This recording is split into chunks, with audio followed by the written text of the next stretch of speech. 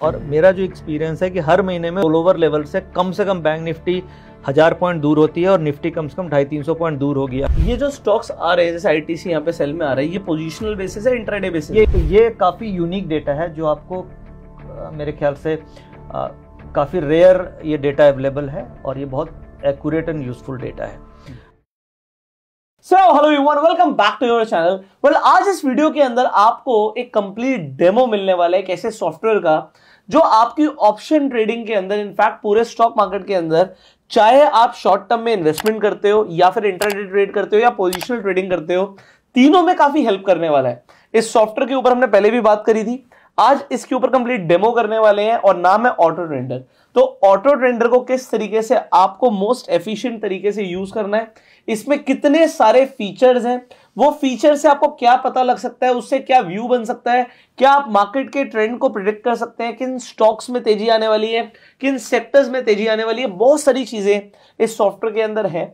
और सही बताऊं, सारे फीचर्स तो मुझे भी अभी तक नहीं पता, तो मेरे लिए भी ये वीडियो काफी इंटरेस्टिंग होने वाली है, बिकॉज सारे फीचर जैसे मैंने बोला मुझे भी नहीं पता है। और आज हमारे साथ नितिन मोरालकर जी ऑलरेडी हैं, जो कि एक चार्टर्ड अकाउंटेंट है, सेबी रजिस्टर्ड प्रोफेशनल है, जो कि आपको इस पूरे डेमो के साथ गो थ्रू करने वाले हैं, आपको एक एक चीजें डिटेल में बताने वाले हैं। और सर, मैं ऑडियंस की तरफ से क्वेश्चंस भी पूछने वाला हूँ। सो सर, शुरू करते हैं आज की वीडियो के साथ। देखिए, ऑटो ट्रेंडर एक तरीके से जो मेरे 20 साल का ट्रेडिंग करियर है, उस एक्सपीरियंस का सारा हम लोगों ने कोडिंग कर दी है। तो इसमें जो भी चीज़ें हैं वो सारे प्रैक्टिकल एक्सपीरियंस से सीखी हुई चीज़ हैं। और ये मेरा ही एक्सपीरियंस नहीं है, मेरे मेंटर्स का या जो हमारी ब्रोकिंग हाउस में जो ट्रेडर्स हैं उनके एक्सपीरियंस से जो चीज़ें इवॉल्व हुई, उन चीज़ों को हम लोगों ने कोड करके एक ऑटो ट्रेंडर नाम से एक प्रोडक्ट बनाया। और इसके अंदर चाहे आप इंट्राडे ऑप्शन ट्रेडिंग करें या फिर आप डिलीवरी बेस्ड ट्रेडिंग करें या फिर आप किसी स्टॉक में करें, ये सारे के सारे फीचर्स इसमें इनकॉर्पोरेटेड हैं जी। और काफ़ी सिंपल तरीके से आप देख सकते हैं। इसमें जो मोस्ट इंपॉर्टेंट चीज़ें हैं वो अभी सबसे पहले मैं आपको हाईलाइट करता हूँ। अब जैसे ये जब आप इसे लॉगिन करते हैं तो SMC ऑटो ट्रेंडर का मतलब हो गया कि ये ऑटोमेटिक आपको ट्रेंड इंडिकेट करता है। अब इसमें आप यहाँ पे देख पा रहे हैं कि 1 2 3 4 ये 4 आपको दिख रहे हैं सामने रोज, यहाँ पे स्टॉक्स चल रहे हैं 5 मिनट एंड 15 मिनट। तो यहाँ पे इंट्राडे में स्टॉक्स आपको सिग्नल्स आते हैं कि मुझे कौन से स्टॉक्स में बाइंग करनी चाहिए या सेलिंग करनी चाहिए, राइट। तो ये जो फर्स्ट कॉलम है 1, इसमें इंट्राडे में वैसे हैं, और अगर इस साइड देखेंगे तो ये रेड में आते हैं जो सेल सिग्नल आते हैं। एक्चुअली आज हम ये संडे को रिकॉर्ड कर रहे हैं, तो संडे को अभी स्टॉक्स रिकमेंडेशन नहीं आएंगे, बट जिस दिन आप देख रहे होंगे उस वक्त लाइव मार्केट होगा, तो आपको स्टॉक्स यहाँ पर दिख जाएंगे चलते हुए। तो ये अभी फ्राइडे का डेटा आ रहा होगा सर? हाँ, ये डेटा अभी मतलब अपडेटेड डेटा नहीं है, आज ये फ्राइडे का डेटा है। तो यहाँ पे जैसे 80% टाइम फ्रेम है, इसमें वैसे स्टॉक्स आते हैं जिसकी 80% चांसेस हैं कि वो स्टॉक ऊपर की तरफ या नीचे की तरफ जाएंगे। तो जैसे आप ग्रीन में देख रहे हैं तो वो 80% प्रोबेबिलिटी है, और जो रेड में देख रहे हैं उसके 80% प्रोबेबिलिटी है कि वो नीचे जा सकती है। हर स्टॉक के बाद क्यों लिखा है इक्विटी? फ्यूचर्स क्या नहीं है, इक्विटी? हाँ, इक्विटी के बेसिस पे ये कैलकुलेशंस चल रही है, क्योंकि फ्यूचर्स जो कैलकुलेशन लगी हुई है वो इक्विटी पे लगी हुई है, इसलिए ये इक्यू लिखा आ रहा है। रिलेटिव स्ट्रेंथ थर्ड कॉलम है। रिलेटिव स्ट्रेंथ मतलब कि जो स्ट्रॉन्गेस्ट हैं, जैसे आप देख रहे हैं कि SBI आ रहा है यहाँ पे, उसके बाद ZIL लिमिटेड आ रहा है, तो जो पूरे मार्केट में सबसे स्ट्रॉन्ग शेयर होगा वो ये पकड़ के लाएगा कि नहीं, आपको ये हाईली प्रोबेबल है, इसमें आप ट्रेड कर सकते हैं। तो पूरे मार्केट में देखिए आर स्ट्रेंथ में केवल 2 स्टॉक बाय में आ रहा है और 1 स्टॉक सेल में आ रहा है। ये जो स्टॉक्स आ रहे हैं जैसे आईटीसी यहाँ पे सेल में आ रहा है, ये पोजीशनल बेसिस है, इंट्राडे बेसिस? ये इंट्राडे बेसिस पे है, ये सब कुछ इंट्राडे बेसिस पे है। और इसमें बेसिकली कैलकुलेशन क्या है, जब आप इस पे क्लिक करते हैं, सपोज मैंने SBI पे क्लिक किया, तो SBI में 9 इंडिकेटर्स, टेक्निकल इंडिकेटर्स हैं 1 2 3 4, इसमें बॉलिंगर बैंड है, RSI है, मूविंग एवरेज है। मतलब लोगों को टेक्निकली चार्ट पे प्लॉट करने की जरूरत नहीं है। आप चाहो तो 9 इंडिकेटर प्लॉट नहीं कर सकते एक चार्ट पे, बट उस 9 इंडिकेटर की जो कैलकुलेशन से जो फॉर्मूलेज हैं, उस फॉर्मूले से बेसिकली हम हर टाइम फ्रेम में चेक करते हैं कि वो फॉर्मूला का आउटपुट क्या है। तो यहाँ पे ये suppose indicator number 1 is a moving average, तो ये 5 मिनट के टाइम फ्रेम में भी बोल रहा है कि अप है, 15 मिनट में भी बोल रहा है अप है, 30 मिनट में भी बोल रहा है अप है, और 60 और डेली में भी बोल रहा है अप है, right. Indicator number 2 for example is से बॉलिंगर बैंड। तो ये इंडिकेशंस तो बड़ी आपके इंटरनल इंडिकेटर है, इसलिए नाम नहीं लिखा हुआ, इसलिए नाम नहीं लिखा हुआ है। करेक्ट, वो हमारा सीक्रेट है। करेक्ट।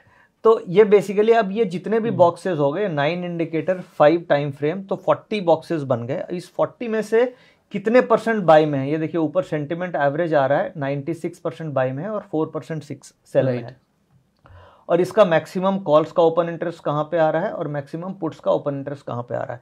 तो ये जो बॉक्सेस हैं ये जिसमें भी 80% से ऊपर बाय सिग्नल होंगे वो आपको यहाँ पे होम पेज पे ऑटोमेटिक फिल्टर होकर ये स्टॉक्स आने लग जाते हैं रिलेटिव स्ट्रेंथ में।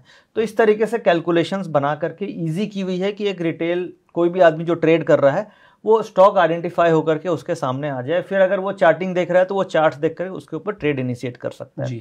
वैसे देखिए अब यहाँ पे आईटीसी सेल में आ रहा है, तो अभी मैंने आईटीसी पे क्लिक किया तो आईटीसी में आप देख पा रहे हैं 9 इंडिकेटर हैं, 9 में से majority of the signals negative हैं, यानी 12% बाय हैं और 88% सेल हैं जी। इसका मतलब आईटीसी में हम सेलिंग के साइड ट्रेड देख सकते हैं। तो इस तरीके से ये मॉडल बिल्ट है जिसमें कि सारा डेटा ऊपर आता है। इसमें एक बहुत यूनिक डेटा है, वो आप यहाँ पे देख पा रहे हैं, निफ्टी डेटा इंडिकेटर। ये हमने होम पेज पे डाला हुआ है निफ्टी डेटा इंडिकेटर, और इसी के नीचे आ रहा है ऑप्शन डेटा इंडिकेटर। अब ये निफ्टी डेटा इंडिकेटर क्या है, ये बेसिकली क्या है, मार्केट में जो ट्रेडिंग होती है वो बिड और आस्क पे ट्रेडिंग होती है। तो मार्केट में ज्यादा ट्रेडिंग बिड पे हो रही है कि आस्क पे हो रही है, उसकी हम कैलकुलेशंस करते हैं। ये एक बार लोगों को थोड़ा सा बताना जरूरी है। देखिए जो भी ऑप्शन ट्रेडर्स होते हैं वो नॉर्मली एग्रेसिव ट्रेडर्स माना जाते हैं, यानी कि ऑप्शन ट्रेडर कभी भी बिड लगा के कॉल या पुट नहीं खरीदता। ऑप्शन अगर उसको खरीदनी है तो वो हिट करके ही लेगा, या बेचेगा तो हिट करके ही बेचेगा। तो बिड का मतलब आपने बाइंग प्राइस जिस भाव पे आप लेना चाह रहे हैं, और आस्क का मतलब आपने सेल प्राइस लगाया। तो सपोज मैं ऑप्शन बायर हूं और मुझे कॉल ऑप्शन लेना है तो मैं हिट करके कॉल लूंगा। तो हम ये कैलकुलेट करते हैं कि हिट करके कितनी क्वांटिटी ट्रेड हो रही है और बिड पे कितनी क्वांटिटी बेची जा रही है, और उसका नेट डिफरेंस आप निकाल लीजिए। अगर नेट डिफरेंस पॉजिटिव है इसका मतलब बायर ज़्यादा माल ले रहा है कंपेयर टू सेलर, और ये कॉल एंड पुट दोनों में निकालते हैं, या निफ्टी और बैंक निफ्टी दोनों में निकालते हैं। तो उससे हमें ये डेटा मिलता है कि ओवरऑल निफ्टी में बाइंग इंटरेस्ट है या सेलिंग इंटरेस्ट है। जैसे कि आप निफ्टी में देख पा रहे हैं यहाँ पे ये बाइंग इंटरेस्ट है 4 लाख शेयर का, यानी निफ्टी में 4 लाख शेयर किसी ने हिट करके उठा लिया है। तो अगर ये ग्रीन में है, ये पॉजिटिव है, इसका मतलब मार्केट ऊपर की तरफ है। ये सब इंट्राडे बेसिस है, ये सब इंट्राडे है। और बैंक निफ्टी में आप देखिए करीब 3.5 लाख शेयर का ये डेटा पॉजिटिव आ रहा है। इसका मतलब किसी ने 3.5 lakh share, basically bid ask पे जो ट्रेडिंग हो रही है उसमें ये बेसिकली बायर एग्रेसिव है। अब इसी को अगर आप ऑप्शंस में देखेंगे तो ऑप्शंस में फ्राइडे को क्या हो रहा था, कॉल में भी सेलिंग थी, पुट में भी सेलिंग थी। तो यहाँ पे ऑप्शन का डेटा ये बोलता है कि हमें फ्राइडे के दिन कॉल पुट निफ्टी की ट्रेड नहीं करनी चाहिए। अच्छा। क्योंकि कॉल में भी सेलर है, पुट में भी सेलर तो है, वहां पे साइडवेज रहने की, वहां पे साइडवेज है। तो इसको आप पीसीआर से भी कंफर्म कर सकते हैं कि फ्राइडे को पीसीआर बिल्कुल फ्लैट था, और अगर ये दोनों डेटा आपको नेगेटिव दिख रहे हैं तो इसका मतलब ये क्लियर है कि हमें स्ट्रैडल बेचनी चाहिए, हमें कोई भी ऑप्शन नहीं खरीदनी चाहिए।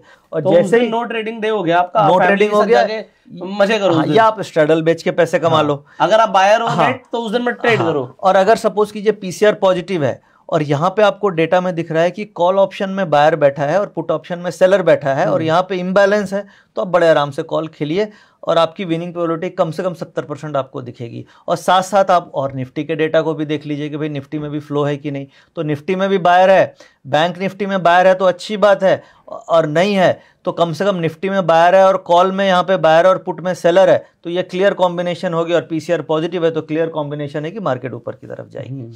तो ये काफ़ी यूनिक डेटा है जो आपको मेरे ख्याल से काफ़ी रेयर ये डेटा अवेलेबल है, और ये बहुत एक्यूरेट एंड यूजफुल डेटा है। तो ये हमने पीसीआर के ऊपर वीडियो ऑलरेडी बनाया हुआ, अगर आपने नहीं देखा तो लेटेस्ट वीडियो जो है उसका लिंक आपको आई बटन में मिल जाएगा, उस वीडियो को आप जाके देख सकते हैं। तो देखिए ये तो होम पेज पे इसलिए डाला हुआ है क्योंकि ये मोस्ट इंपॉर्टेंट पार्ट है, और इसी के साथ साथ एक और काफ़ी रेलेवेंट एंड इम्पॉर्टेंट डेटा के बारे में मैं डिस्कस करूंगा आपसे। देखिए इसमें ये डेटा भी हम लोगों ने समझा कि किस तरीके से ये हम फ्लो को देखते हैं, और इसमें एक बहुत यूनिक डेटा है निफ्टी बल्क एवरेज और बैंक निफ्टी बल्क एवरेज। तो हम लोग ये देखते हैं कि हर मंथ से अगले मंथ में रोल ओवर्स होते हैं, और रोल ओवर किस रेट पे हुए हैं ये देखना बहुत इंपॉर्टेंट है, जो काफ़ी कम लोग देखते हैं। तो बेसिकली निफ्टी बल्क एवरेज अभी जो फरवरी की एक्सपायरी है, इसकी बल्क एवरेज आ रही है 21,612, यानी जो भी रोल ओवर्स में आउटस्टैंडिंग ओपन इंटरेस्ट है उसकी एवरेज है 612। यानी मार्केट अगर इसके ऊपर है तो जो बायर है वो कंफर्टेबल है, जिसका ओपन इंटरेस्ट बाय का है वो कंफर्टेबल है, जो शॉर्ट वाला है वो ट्रैप है। तो जब भी इस एवरेज से ऊपर मार्केट होती है उसमें हम कभी भी मंदी की पोजीशंस बनाते ही नहीं है, चाहे पीसीआर नेगेटिव भी होता है इंट्राडे में तो हम मंदी अवॉइड करते हैं। मतलब दोबारा समझाइए इसे, क्या बोला आपने? मतलब अगर हमें पूरे मंथ का ट्रेंड निकालना है तो हम निफ्टी बल्क एवरेज को देखते हैं और निफ्टी बल्क एवरेज यहाँ पे 21,612 आ रही है। ये तो प्राइस हो गया निफ्टी का 21,612। इसे हम स्पॉट से कंपेयर करते हैं, फ्यूचर से नहीं। अगर स्पॉट लेवल निफ्टी 612 से ऊपर है, क्योंकि एक्सपायरी की जो कटान होगी वो स्पॉट से कटेगी, तो अगर निफ्टी स्पॉट 21,612 से ऊपर है तो मार्केट का ट्रेंड पॉजिटिव है, हमें हर डिप पे बाय करके चलना चाहिए और कभी भी नेगेटिव सिग्नल मिले तो उसको अवॉइड करना चाहिए, वो एक ट्रैप होता है। ठीक है, ये मेरा टेस्टेड मॉडल है। तो आपको बेसिकली ये लेवल नोट कर लेना है अपने डेस्क पे कि भाई इस मंथ का बल्क एवरेज ये है, और इसके ऊपर अगर मार्केट है तो जब भी आपको सिग्नल मिले बाइंग का, आप बाइंग खेलिए, और मंदी का सिग्नल मिले तो उसमें कम क्वांटिटी कीजिए या अवॉइड कीजिए। मतलब आप कह रहे हो कि अगर 612 के आसपास आ जाए तो वहां से आप बाइंग ऑन डिप बाइंग करें, या फिर अगर सपोज 800 भी है और 800 से कई बार क्या हुआ 700 आया तो हमें कई बार लगता है मार्केट गिर जाएगी, बट ऐसा नहीं है, वो बस माल लेने आता है क्योंकि वो 600 से ऊपर ही है, वहां पे ऑलरेडी वहां से बाउंस होने के चांसेस बहुत ज्यादा हैं। जैसे फरवरी में अभी क्या हो रहा है, हर डिप पे बाइंग आ रही है, हर डिप पे बाइंग, और मार्केट का जो लो लगा है इस बार 21,650 लगा है, उससे नीचे जा ही नहीं रही है क्योंकि 612 पे बाइंग एवरेज है। ठीक है, दूसरी बात बैंक निफ्टी की बाइंग एवरेज क्या है, बैंक निफ्टी की बाइंग एवरेज आप देखिए 531। अब इसके नीचे इस एक्सपायरी में जा ही नहीं सकती है। अच्छा, जा ही नहीं, बहुत कम चांसेस है जाने के। अगर कुछ बहुत ज्यादा नेगेटिव न्यूज आ जाए तो अलग बात है, अदरवाइज चांसेस बहुत रेयर हैं। तो ऑप्शन राइटर क्या कर सकता है, इसके नीचे कि आप क्रेडिट एक्सपर्ट बना लो, इसके नीचे कि आप पुटे बेच दो, वैसे आप कमा सकते हो। आप बायर हो तो जैसे ही आपको कोई डिप मिले इसके आसपास मिले आप फिर खरीद लो। तो इस तरीके से इन लेवल्स का आप यूज कर सकते हो और ये काफी टेस्टेड और रिलायबल लेवल्स हैं। जैसे अभी 45,000 के आसपास बैंक निफ्टी गई, हाँ, वहां से फिर बाउंस बैक ऊपर की तरफ आ गया। 45,000 स्पॉट, हाँ, वहीं से गई, वहीं से मार्केट काफी तेजी से रिकवर कर गई और अभी आप देखेंगे तो मार्केट 45,800 के आसपास आ गई है। तो आप ये मान के चलें कि अभी तो ये रैली चालू हुई है बैंक निफ्टी में इस महीने की, क्योंकि अभी ये 45,800 आई है, तो जो रोल ओवर लेवल है उससे बहुत ज़्यादा दूर नहीं गई है। और मेरा जो एक्सपीरियंस है कि हर महीने में रोल ओवर लेवल से कम बैंक निफ्टी 1000 पॉइंट दूर होती है और निफ्टी कम से कम 250-300 पॉइंट दूर होगी। अगर वो ऊपर है तो ऊपर की तरफ, नीचे है तो नीचे की तरफ। तो इसका मतलब बैंक निफ्टी अभी कम से कम यहाँ से इस एक्सपायरी में 800-900 पॉइंट ऊपर जा सकती है। ओके, तो ये लेवल बड़ा इंपॉर्टेंट है, ये हमें।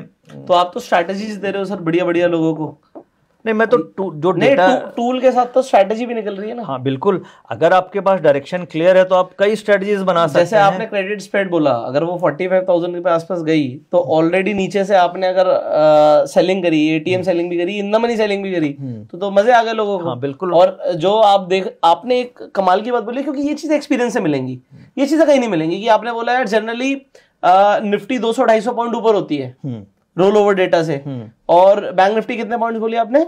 वो बैंक निफ्टी नॉर्मली 1000 पॉइंट के आसपास होती है। उसका रीजन क्या है, कॉस्ट ऑफ कैरी होती है 100 रुपए की। हाँ, तो निफ्टी में अगर 100 रुपए की कॉस्ट ऑफ कैरी है तो 100 रुपए तो कमाएगा, 100 रुपए तो कमाएगा ना जो पोजीशंस बनी है। तो इसलिए कम से कम 200 पॉइंट होती है, और निफ्टी में कॉस्ट ऑफ कैरी होती है 300 से 400 पॉइंट की बैंक निफ्टी में। तो कम से कम उसकी डबल तो कमाएगा ही ना। तो इसलिए मैंने मिनिमम बोला कि इतनी होती है। और ये आप कितने साल से देख रहे हो सर? ये मैं डेटा करीब 6-7 सालों से ट्रैक कर रहा हूँ। तो ये तो इम्पोर्टेंट डेटा लगा मुझे। हाँ, काफी। और जब ये नेगेटिव होता था, नेगेटिव तो नीचे की तरफ जाती है। अब इसे समझाते हैं, क्योंकि आज हम वीडियो बना रहे हैं एक बुलिश मार्केट के अंदर। वीडियो हो सकता है लोग 5 साल बाद देख रहे हो जब बेरिश मार्केट चल रहा हो, तो उस टाइम पे देखिए बल्क एवरेज से नॉर्मली मैं क्या करता हूँ, बल्क एवरेज प्लस 50 पॉइंट और माइनस 50 पॉइंट, ठीक है, इस रेंज में मैं मार्केट को इनडिसिसिव मानता हूँ कि कुछ नहीं है मार्केट में, पता नहीं चल रहा है। ठीक है, अगर वो 50 पॉइंट से ऊपर निकल गई तो मैं ये समझता हूँ कि बुल ट्रैप है, मार्केट ऊपर जाएगा। और 50 पॉइंट माइनस चली गई तो ये समझता हूँ कि मार्केट में अब बियर ट्रैप है, मार्केट गिरेगी नीचे। नहीं, अब आप समझिए, जब बैंक निफ्टी को कोई देख रहा था बल्क एवरेज को 45,500, हाँ, और वो 45,000 चली गई, हाँ, अब वो चली गई, आज चली गई, तो ये क्या मानेंगे 500 पॉइंट नीचे चली गई वो? नहीं, 500 पॉइंट आप उसको बेसिकली परसेंटेज से देखिए कितनी पड़ी, मिनिमम 1% का। 1% हो गया, 1% हो गया वहां पे। हाँ। जैसे इस बार क्या है कि बैंक निफ्टी करीब 45,100 की तरफ चली गई थी। हाँ, तो उसको देख के ये समझ में आएगा कि बैंक निफ्टी में कुछ ना कुछ अंडर परफॉर्मेंस है या इसमें सेलिंग हुई है। तो इसके कारण हम देख भी पा रहे हैं कि अभी परफॉर्मेंस नहीं आ रही है। बट अगर बैंक निफ्टी वापस बाउंस अभी हुई है 46 के ऊपर निकलेगी तो इसमें बहुत तेजी से ऊपर की तरफ मूवमेंट आएगी, क्योंकि वो शॉर्ट ट्रैप होगा और एक्सपायरी भी आने वाली है, तो शॉर्ट ट्रैप होगा तो वो शॉर्ट कवरिंग के कारण मार्केट में मूवमेंट आ जाएगी।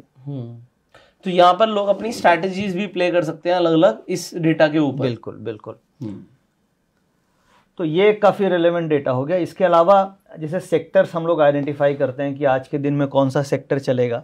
तो जब अगर आप इंट्राडे ट्रेड कर रहे हैं तो इंट्राडे में ज़्यादातर ट्रेडर क्या करते हैं, वो सीधे स्टॉक में चले जाते हैं कि आज इंट्राडे मार्केट निफ्टी तेज हो रही है तो ये स्टॉक हम ले लेते हैं।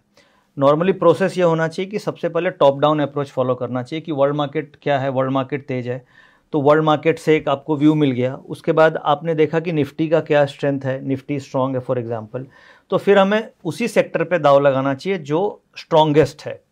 तो अब वो हमें कैसे पकड़ में आएगी, तो वो एक मॉडल है सेक्टर स्ट्रेंथ रैंकिंग बोल के, और ये बेसिकली फॉर्मूले पे डिराइव किया हुआ है निफ्टी के कंपैरिजन में।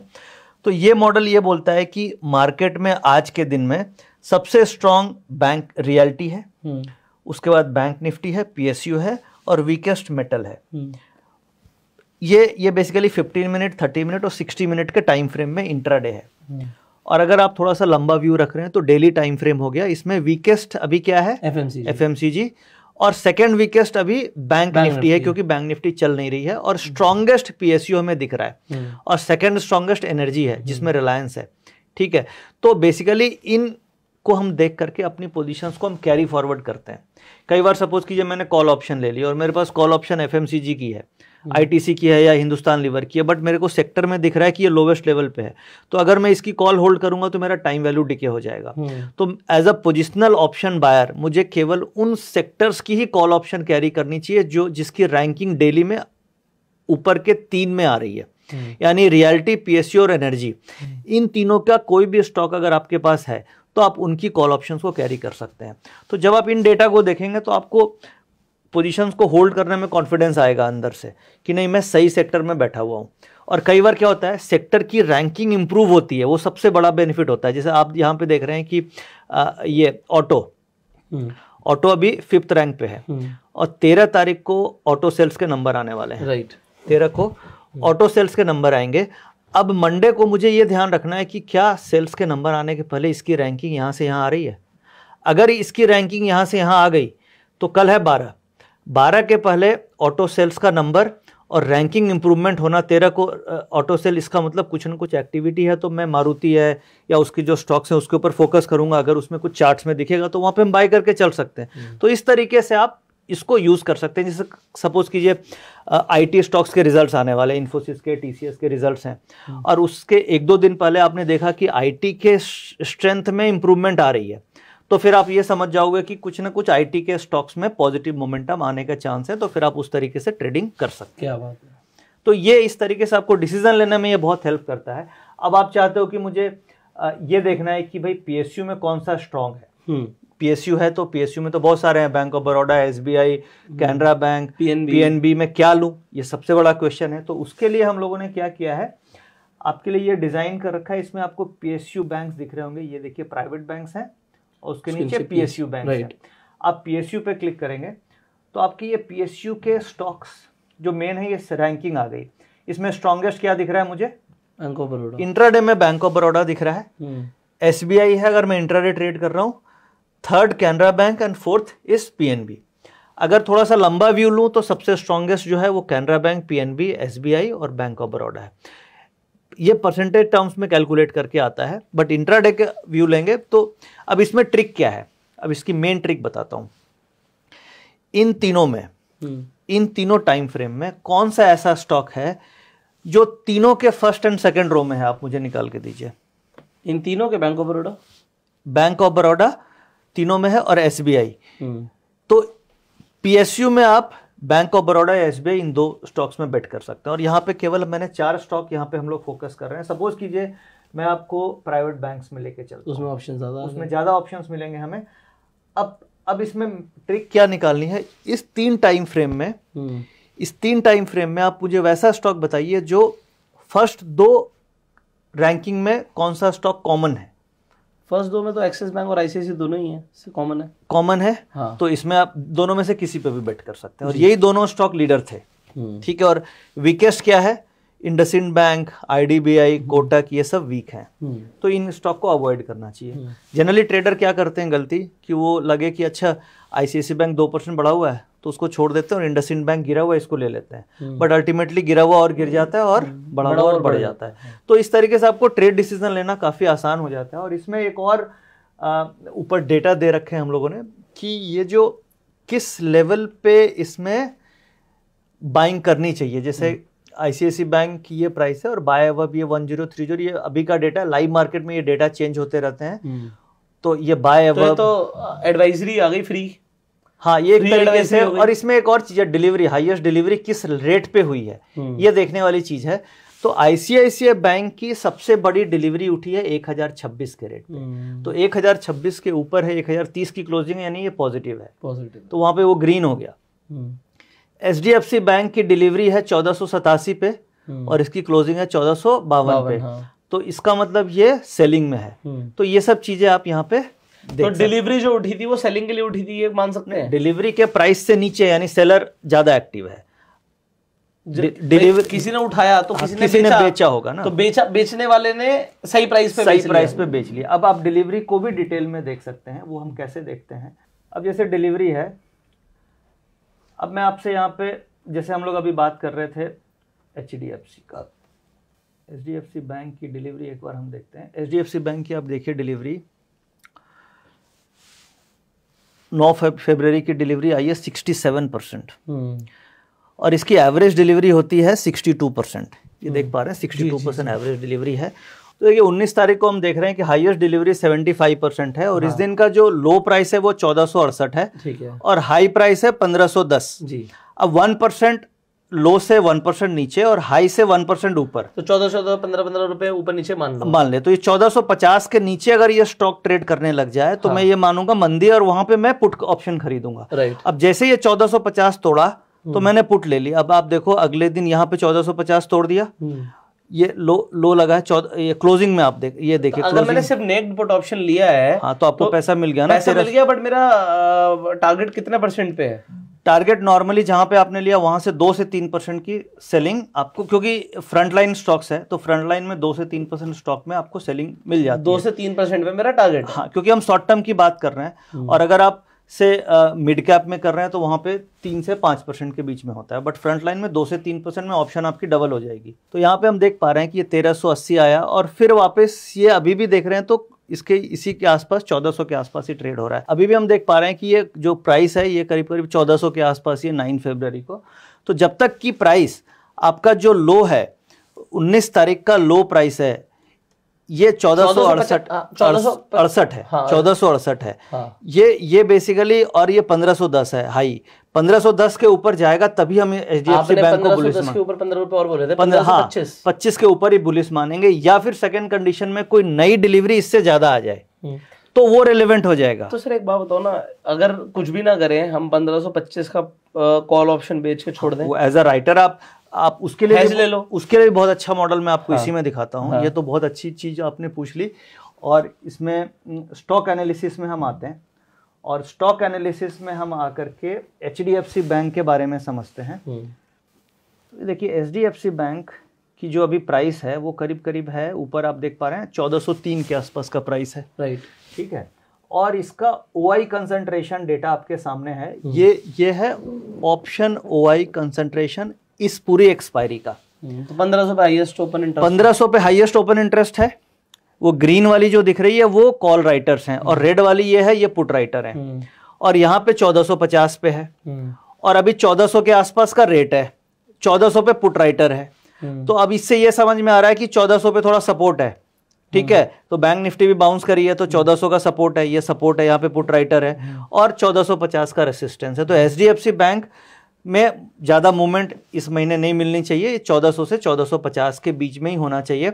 और यहाँ पे कॉल राइटर है तो आप यहाँ की कॉल बेच सकते हैं, नहीं तो आप 1500 की खुली कॉल बेच सकते हैं, वो सेफ है। तो इस तरीके से आप डेटा देख करके बड़े आराम से मार्केट का ट्रेंड पकड़ सकते हो। और कॉल लेना है, पुट लेना है, डिलीवरी भी यही बोल रही है। डिलीवरी क्या बोल रही थी? सेल सिग्नल है।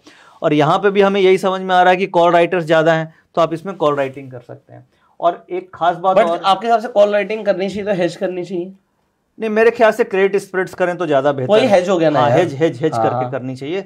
और इसमें जैसे हम लोग ऊपर अभी देख रहे थे, ये एक्सपायरी से पूरा ओपन इंटरेस्ट था, और ये आप देख रहे हैं 9 फरवरी का ओपन इंटरेस्ट। अब पुष्कर जी आप ये बताइए 9 फरवरी को क्या एक्टिविटी इस पे? कॉल ज्यादा बिकी हुई है, कॉल ज्यादा बिकी हुई है, कॉल ज्यादा बिक रही है, और पुट में अनवाइंडिंग है, तो इसका मतलब हुआ कि एचडीएफसी बैंक में मोमेंटम ऊपर की तरफ नहीं है, नीचे की तरफ है। तो ये सब डेटा देख करके आप जज कर सकते हो कि हमें कॉल ऑप्शन लेना चाहिए, पुट ऑप्शन लेना चाहिए, किस तरीके से ट्रेड करना चाहिए। ये सेम चीज निफ्टी के लिए भी ऐसा चार्ट प्लॉट होता है? बिल्कुल बिल्कुल, निफ्टी और बैंक निफ्टी में भी हो सकता है, इनफैक्ट फिन निफ्टी में भी हो सकता है, और मिड कैप में भी हो सकता है। अच्छा। और ये डेटा हर जगह काम करता है। सेंसेक्स में थोड़ी लिक्विडिटी कम है, बट जो ट्रेड सेंसेक्स को कर रहे हैं वो भी देख सकते हैं ये डेटा। तो ये पांचों के पांचों इंडेक्स में ये डेटा है, और आप देख सकते हैं। तो सर ये जो अभी हम दिखा रहे थे, मैं आपको बता देता हूँ, ऑटो वर्जन को लुक एंड फील जो है इसकी दो तरीके की है।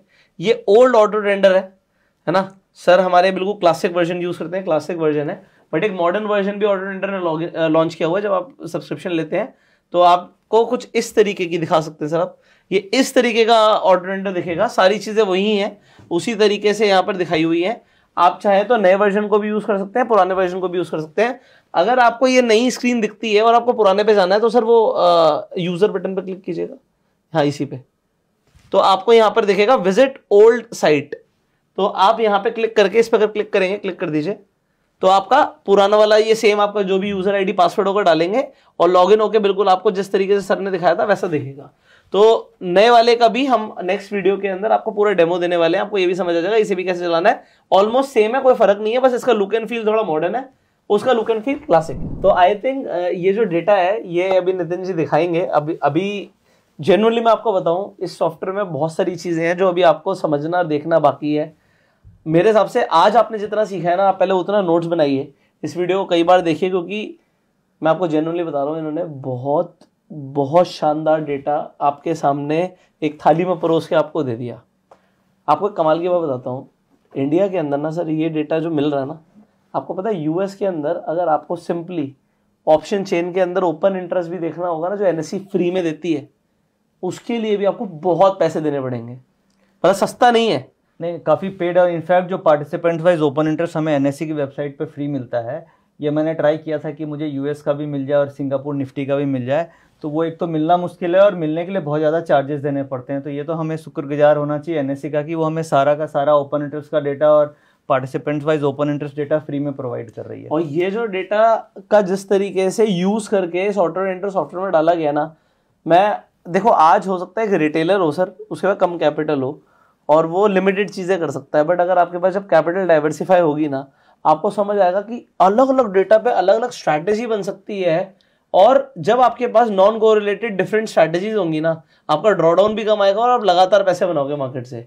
तो ये सब सीखना, इसे यूज करना आपके लिए काफी यूजफुल हो सकता है। हम नेक्स्ट वीडियो में अब सीधा यहाँ पे हमने जो एक स्टॉक की बात करी थी एचडीएफसी की, हम स्टॉक की जगह सीधा Nifty, bank Nifty, mid cap, फिर निफ्टी, इन सब की बात करने वाले हैं। तो कहीं जाने की जरूरत नहीं है, चैनल पे बने रहिए, सब्सक्राइब कर लीजिए, बेल आइकन पर क्लिक कर दीजिए, जिससे आप ये वीडियोस मिस ना करें। ऑटो ट्रेंडर का लिंक आपको डिस्क्रिप्शन और पिन कमेंट में मिल जाएगा, आप जाके सॉफ्टवेयर को यूज कर सकते हैं। इसका सब्सक्रिप्शन आपको लेना होता है, बट मेरे हिसाब से और आपको भी लग रहा होगा काफी यूजफुल है, तो अच्छी चीज को हमें भी प्रमोट करना चाहिए। इसीलिए हमने नितिन जी को बोला कि आप अपना सॉफ्टवेयर डेफिनेटली लोगों को बताइए। ऑलरेडी बहुत सारे लोग यूज कर रहे हैं और जो यूज कर रहे हैं उन्हें भी इतना कुछ नहीं पता होगा, मेरे को आई एम वेरी श्योर।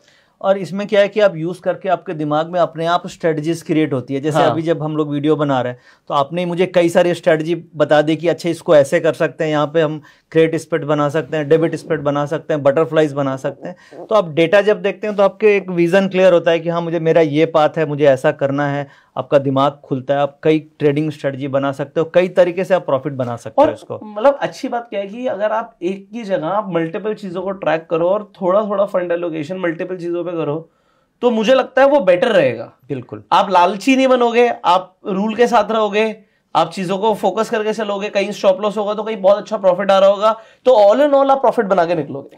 और एक और मैं यहाँ पे ऐड करूंगा, जब रिजल्ट सीजन आता है, साल में 4 बार क्वार्टरली रिजल्ट्स आते हैं, उस समय ये डेटा इतना अच्छा काम करता है क्योंकि उसमें डिलीवरीज का डेटा, अब डिलीवरी बढ़ने लग जाती है क्योंकि स्टॉक्स में अगर बाइंग हो रही होती है, और उसको आप कोरिलेट कर लीजिए ऑप्शंस का डेटा से, तो आपको इतना अच्छा उस समय पकड़ में आएगी कई बार स्टॉक्स कि आपके जो ऑप्शंस हैं वो डबल तिबल हो जाते हैं कई बार। वो बेसिकली ना जैसे ऐसे लोग एडवांस होंगे ना सर, वो निफ्टी के कॉल और पुट और बैंक निफ्टी के कॉल पुट से थोड़ा सा बाहर देखेंगे, तो ऑप्शन की दुनिया भी बहुत बड़ी है। बिल्कुल। सो अभी बहुत कुछ सीखना बाकी है। हम आपसे मिलेंगे अगली वीडियो में। तब तक के लिए ऑटो ट्रेडर का लिंक मैंने आपको बोल दिया डिस्क्रिप्शन पिन कमेंट में। अगर आप स्टॉक मार्केट में नए हैं तो फ्री में जाके अपना डीमैट अकाउंट खुलवा सकते हैं, उसका भी लिंक आपको डिस्क्रिप्शन और पिन कमेंट में मिल जाएगा। We will see you in the next video. Till the time you go self made, ask your questions in the comment and जय हिंद।